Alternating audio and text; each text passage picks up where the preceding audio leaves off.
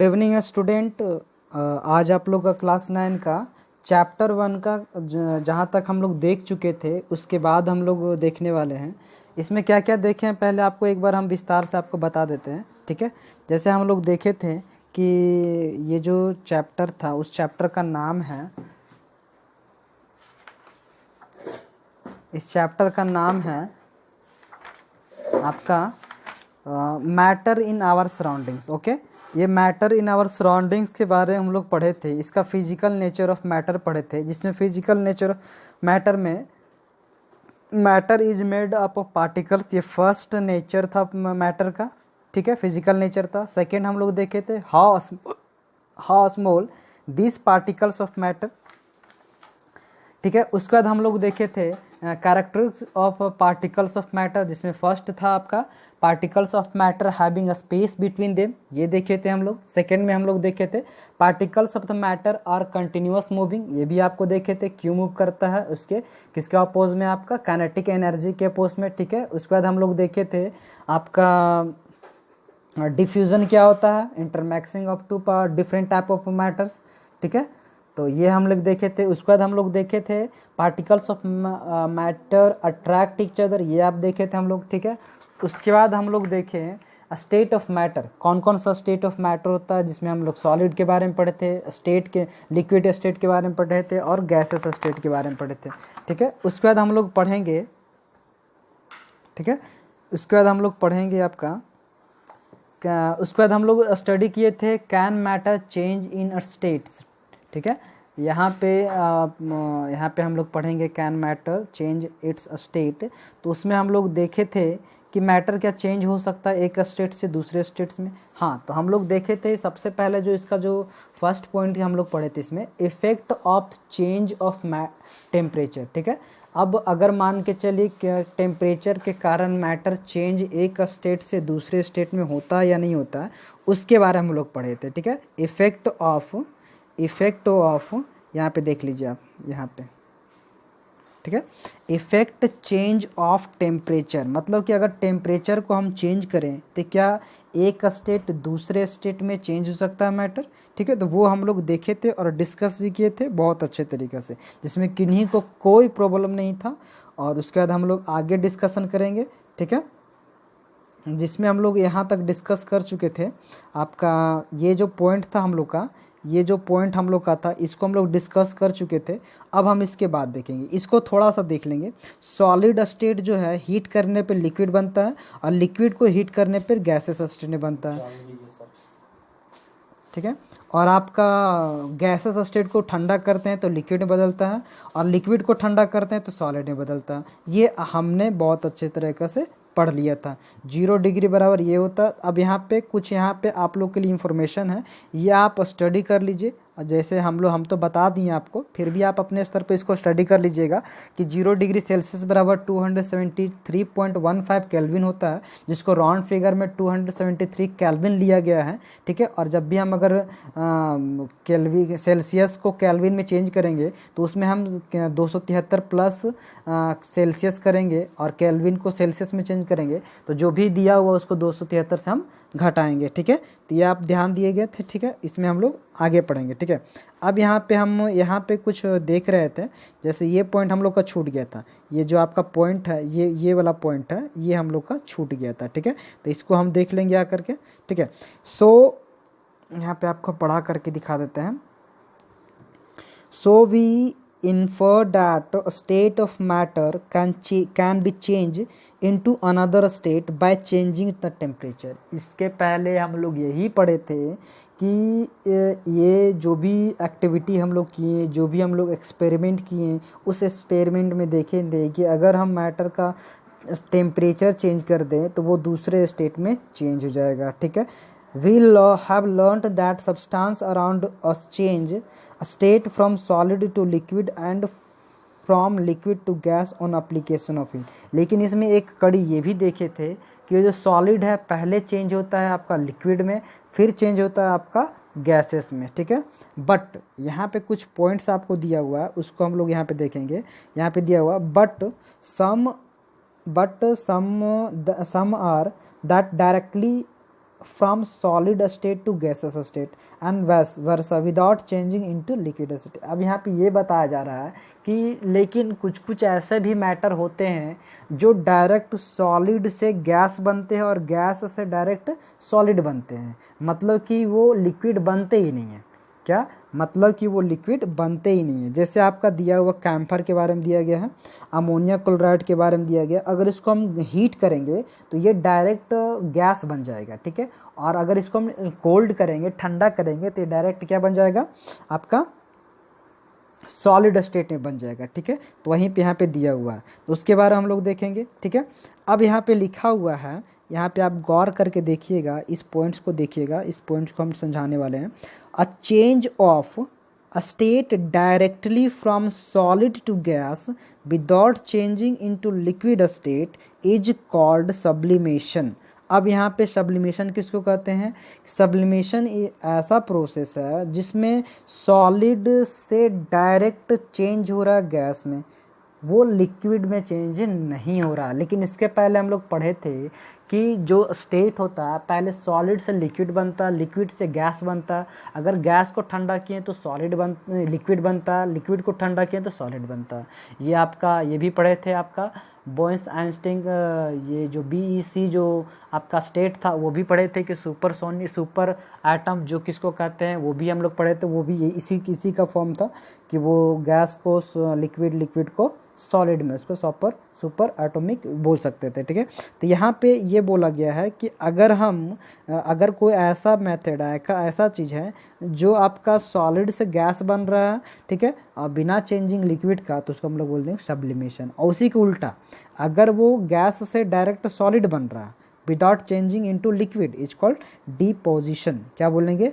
एक सब्लिमेशन हो गया, एक डिपोजिशन हो गया, सब्लिमेशन और डिपोजिशन, ठीक है। अब यहाँ पे दूसरा टॉपिक हम लोग पढ़ेंगे, effect of change of pressure. Effect of change of pressure क्या? इसके पहले हम लोग पढ़ रहे थे कि टेम्परेचर अगर चेंज करते हैं तो वो एक स्टेट से दूसरे स्टेट में चेंज हो जाएगा। उसी के बीच में हम लोग पढ़े थे सब्लिमेशन। सब्लिमेशन में क्या होता है कि solid directly change into gas without going to liquid, because without going to liquid, and gas directly change into solid without going to liquid, that is called deposition, ठीक है। तो इसमें हम लोग पढ़ेंगे क्या प्रेशर से भी स्टेट चेंज हो सकता है, वो हम देखेंगे। यहाँ पे we have already learn that the difference in various state of matter is due to the difference in the distance between the constituent particles, ठीक है। यहाँ पे लिखा हुआ है, आप यहाँ पे गौर कर सकते हैं, इसको हम पढ़ रहे हैं यहाँ से। We have already learned that the difference in the various state of matter is due to the difference in the distance between the constituent particles. What will happen when we start putting pressure and compress a gas? अब यहाँ पे ये जो state बना, 3 state बना, ये किस basis बना? तो एक बेसिस ये भी है कि उसके बीच में जो पार्टिकल का डिफरेंस है, स्पेस है, उसके कारण बना। जिसमें ज़्यादा स्पेस है वो गैस कहलाया, जिसमें थोड़ा सा कम है, इंटरमीडिएट है, उसको लिक्विड कहलाएंगे, जिसमें कुछ नहीं है स्पेस है उसको सॉलिड कहेंगे। तो यहाँ पे गैस को लेंगे, ठीक है, यहाँ पे हम किसको लेंगे? गैस को लेंगे। अब यहाँ पे, ठीक है, what will happen when we start putting pressure and compress a gas? अगर हम गैस को कंप्रेस करना स्टार्ट कर दें तो क्या होगा? Enclosed in cylinder, will particles come closer? Do you think that increasing or decreasing with pressure can change state the matter? अगर यहाँ पे मान के चलिए हम यहाँ पे मैटर रखते हैं और उसको हम प्रेशर देंगे, तो क्या आपको लगता है कि मैटर जो है, मैटर का स्टेट चेंज हो सकता है प्रेशर के कारण? ये तो हम लोग टेम्परेचर के कारण चेंज होता है, ये हम लोग पढ़ चुके हैं। लेकिन क्या प्रेशर के कारण भी मैटर का स्टेट चेंज हो सकता है? वहाँ पे देखेंगे। पहले में देखिए आपका पूरा प्रेशर किया हुआ है, ठीक है, यहाँ पे आपका दिया हुआ है प्रेशर किया, धीरे धीरे प्रेशर किया, धीरे धीरे प्रेशर किया, तो ये एक लाइन में आ गया, ठीक है। अब यहाँ पे नेक्स्ट देखेंगे, applying pressure and reducing temperature can liquefy gases, ठीक है। अब यहाँ पे अगर हम प्रेशर अप्लाई करेंगे और टेम्परेचर रिड्यूस कर देंगे तो जो गैस है वो लिक्विड में बदल जाएगा, तरल में बदल जाएगा, ठीक है। जैसे ये आपका कार्बन डाइऑक्साइड हो गया, ठीक है। कार्बन डाइऑक्साइड को कहाँ स्टोर किया जाता है? हाई प्रेशर में अंडर स्टोर किया जाता है। क्यों? क्योंकि वो सॉलिड बना रहे हैं। Solid CO2 gets converted direct to gases state on decreasing of pressure to 1 atmospheric without coming into liquid state. अगर हमको इसे 1 एटमॉस्फेरिक प्रेशर से कम प्रेशर डालें तो क्या हो जाएगा? डायरेक्टली चेंज हो जाएगा, डायरेक्टली चेंज हो जाएगा किसमें? वो लिक्विड स्टेट में, सॉरी डायरेक्टली चेंज हो जाएगा गैस में, ठीक है। तो इस ये हाँ डायरेक्टली चेंज हो जाएगा किसमें? गैसेस स्टेट में, बिना ये लिक्विड स्टेट में आए हुए। तो ये भी एक तरह का सब्लिमेशन का ही प्रोसेस है, ठीक है। This is reason that solid carbon dioxide is also known as dry ice. अब हम ड्राई आइस किसको बोलेंगे? सूखा बर्फ किसको बोलेंगे? शुष्क बर्फ किसे बोलेंगे हम लोग? कार्बन डाइऑक्साइड को बोलेंगे। किस फॉर्म में? सॉलिड फॉर्म में। कब होता है? जब उसको अंडर हाई प्रेशर में रखा जाता है। अंडर हाई प्रेशर में रखने से क्या होता है? मॉलिक्यूल सट सट के एक जगह एक लाइन में आ जाता है, एक जॉइंट हो जाता है और वो सॉलिड बन जाता है, ठीक है। Thus we can say that the pressure and temperature determine the state of substance whether it will be solid, liquid और गैस। इसलिए हम लोग कह सकते हैं कि मैटर किस फॉर्म में होगा, ये डिटरमाइन टेम्परेचर और प्रेशर करेगा, टेम्परेचर और प्रेशर करेगा, ठीक है। ये आपको ध्यान में रहना चाहिए, ठीक है। अब यहाँ पे कुछ दिया हुआ है, इसको आप ध्यान से देखिएगा। ये जो आपका पूरा पॉइंट्स है इसको ध्यान से देखिएगा। Atmospheric pressure is an unit of measuring pressure exerted by gas. Atmospheric pressure का ये क्या होता है? ATM, ठीक है। The unit of pressure is pascal. Pressure का यूनिट क्या होता है? पास्कल। तो 1 एटमॉस्फेरिक बराबर क्या होता है आपका? 1.01 into 10⁵ pascal. The pressure of air in atmosphere is called atmospheric pressure. ये तो आप लोग बता ही थे। The atmospheric pressure at sea level is 1 atmospheric pressure. जो सी लेवल पे है, जो सी जैसे हम लोग का ऊंचाई जो नापा जाता है किसी माउंटेन का, तो सी लेवल पे नापा जाता है, ठीक है। एंड क्योंकि सी लेवल बराबर होता है और अगर अर्थ लेवल पे नापेंगे तो कहीं ऊंचा कहीं नीचा यह होता है, ठीक है। तो ये जो एटमॉस्फेरिक प्रेशर सी लेवल का है, ये क्या है? नॉर्मल एटमॉस्फेरिक प्रेशर होता है, ठीक है। अब यहाँ पे दिया हुआ है, इसको आप ध्यान से देखिएगा, ये जो पूरा प्रोसेस है, ठीक है। ये जो सॉलिड है लिक्विड में चेंज हो रहा है फ्यूजन के कारण, ठीक है। उसके बाद लिक्विड से सॉलिड बन रहा है सॉलिडिफिकेशन के कारण, ठीक है। अब यहाँ पे लिक्विड चेंज हो रहा है गैस में, लिक्विड चेंज हो रहा है गैस में, तो किस प्रोसेस के कारण? वेपोराइजेशन। उसके बाद ये कंडेंसेस हो रहा है, कंडेंसेस हो रहा है गैस से लिक्विड बन रहा है, ठीक है। और सॉलिड से डायरेक्ट गैस बन रहा है सब्लिमेशन, याद रखना है। गैस से डायरेक्ट सॉलिड बन रहा है डिपोजिशन, ठीक है। इतना सब याद रखना और कुछ नहीं, ठीक है। यहाँ पे हम इस क्वेश्चन को बाद में देखेंगे होमवर्क वाला। अब हम यहाँ पे पढ़ेंगे evaporation. Evaporation, do we always need to heat और change pressure for changing a state of matter? Can we quote some example for everyday life where change of a state from liquid to vapor takes place without the liquid increasing reaching the boiling point? अभी तक हम लोग ये पढ़े थे कि solid को अगर हम लिक्विड में बदलेंगे तो उसका जो मेल्टिंग पॉइंट है वहाँ तक लाएंगे, उसका मेल्टिंग पॉइंट जितना होता है वहाँ तक लाएंगे तब वो मेल्ट करेगा। और उसके बाद गैस, लिक्विड से आप अगर गैस में चेंज कर रहे हैं कब होगा? जब वो बॉइलिंग पॉइंट पे आएगा। तो वाटर का बॉइलिंग पॉइंट कितना है? 100। लेकिन क्या जो हम लोग कपड़ा सुखाते हैं, क्लोथ सुखाते हैं, सरफेस पे जो पानी फेंकते हैं और उसके बाद कुछ बर्तन में पानी छत पे रखते हैं, तो वो क्या 100 डिग्री सेल्सियस पे वो एवोपरेट करता है? नहीं, वो यहाँ पे हम लोग डिस्कस करेंगे, ठीक है। When left uncovered, slowly change into vapor. Wet clothes dry up. What happened to water in the above two examples? We know that particles of matter are always moving and are never at rest. At a given temperature in any gas, liquid or solid, there are particles with different amount of kinetic energy. In the case of liquid, a small fraction of particle at a surface having higher kinetic energy to able break away from force of attraction of other particles and gets converted into vapor. यहाँ पे जो होता है, ठीक है, तो वहाँ पे आपका ये जो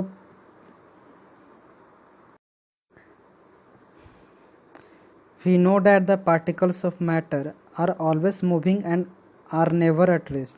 At a given temperature in any gas, liquid or solid, there are particles with different amount of kinetic energy. अब इसका मतलब ये कह रहा है इसमें कि जो आपका गैस हो, लिक्विड हो और आपका सॉलिड हो, तो डिफरेंट पार्टिकल के पास डिफरेंट काइनेटिक एनर्जी होता है, ठीक है। तो इस केस में क्या होता है कि हायर काइनेटिक एनर्जी वाला क्या करता है, जो पार्टिकल्स का बॉन्डिंग होता है उसको तोड़ करके वो वेपर स्टेट में चेंज हो जाता है, ठीक है। This phenomena of changing of liquid into vapour at any temperature below its boiling point is called evaporation, ठीक है। मतलब कि चेंज ऑफ लिक्विड, इसका डेफिनेशन ये हुआ एवोपरेशन का कि change of liquid into vapours at any temperature below its boiling point is called evaporation, okay. ये आपका डेफिनेशन हुआ, ठीक है। नेक्स्ट हम लोग पढ़ेंगे फैक्टर अफेक्टिंग एवोपरेशन। अब इसमें कौन कौन सा फैक्टर है जो एवोपरेशन को अफेक्ट करता है, जिसमें हम आपको बता देते हैं।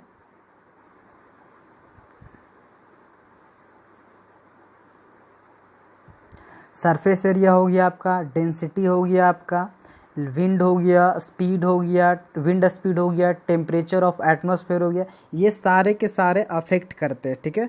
वो आपको एक एक करके मैं बताते जाऊंगा, आप देखते जाइएगा, ठीक है। आज हम लोग सिर्फ ये पढ़ेंगे, ये आपका एवोपरेशन पढ़ेंगे आपका, और फैक्टर अफेक्टिंग एवोपरेशन, इसका कुछ कुछ पॉइंट्स हम लोग देखेंगे, ठीक है। तो यहाँ पे हम स्टार्ट करते हैं फैक्टर्स अफेक्टिंग एवोपरेशन, ठीक है। अब यहाँ पे कुछ पॉइंट्स है, यहाँ पे देख लेंगे। यू मस्ट हैव, यहाँ पे आप यहाँ पे देख सकते हैं, you must have observe that the rate of evaporation increase. अब मान के चलिए आपको कपड़ा जल्दी सुखाना, तो क्या कपड़ा को मोड़ के रखिएगा आप कि उसको फैला के पसारिएगा? अगर फैला के पसारे तो सरफेस एरिया जो होता है एवोपरेशन का वो इंक्रीज कर गया, ठीक है। सरफेस एरिया वो बड़ा हो गया, अब बड़ा हो गया तो वो एवोपरेट जल्दी हो जाएगा। The an increase of surface area we, हाँ मतलब यहाँ पे वही बताया गया, we know that evaporation in a surface phenomena if the surface area is increase the rate of evaporation increase. For example while putting cloth for drying up we spread them out, ये example आपको पहले बता चुके हैं। N increase of temperature, अगर धूप कस के है, टेम्परेचर ज़्यादा है तो जल्दी सूखेगा, ये तो ऑब्वियसली कॉमन सी बात है। With the increase of temperature, more number of particles get enough kinetic energy to go into vapor state, ये तो आपको पता ही है। नेक्स्ट हम लोग पढ़ेंगे डिक्रीज इन ह्यूमिडिटी। ह्यूमिडिटी कहने का मतलब आर्द्रता, ये जो हवा होती है उसमें आर्द्रता होती है, ठीक है। आर्द्रता मतलब अमाउंट ऑफ वाटर वेपर, ठीक है। अगर अमाउंट ऑफ वाटर वेपर हवा में ज़्यादा होगा तो वो एवोपरेशन का जो प्रक्रिया वो कम होगा।